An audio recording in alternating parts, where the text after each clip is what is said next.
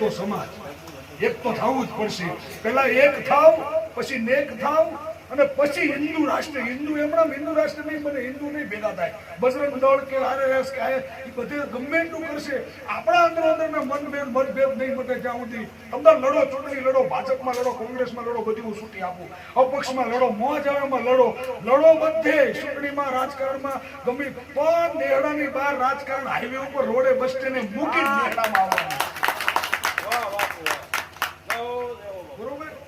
લડો રાજકારણ, ચૂંટણી, ભાજપ લડો, કોંગ્રેસ લડો, અપક્ષ લડો, ગમે મોજ આવે એમ લડો.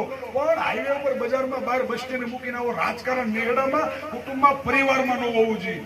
એક નેક થઈ ગયો, એક બાપના થઈને, એક લોહીના સરી, તો એક થઈને નેક થઈ ગયો. કડીરામ બાબુ 35 વર્ષથી રેડું પાડે છે.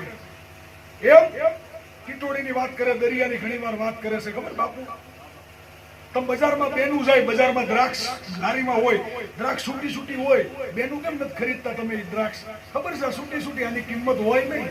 ઝુમખામાં હોય તેને તમે ખરીદો, 40 ના 50 કહે તો લઈ લે, કારણ કે ઝુમખામાં છે, એની કિંમત છે, એની વેલ્યુ છે. એમ ઝુમખામાં રહેજો. ઝુમખામાં તમારી વેલ્યુ, ઇજ્જત, પરિવાર, કુટુંબ, સમાજ કરશે. બાકી હાંડિયા લીંડા ઘોડે આને નોખા ભાગશો ને તો સમાજે નાઈટ બારું ઘર કાઢશે ને, 1 મહિના ઘરના નહીં કાઢના. ભગવાને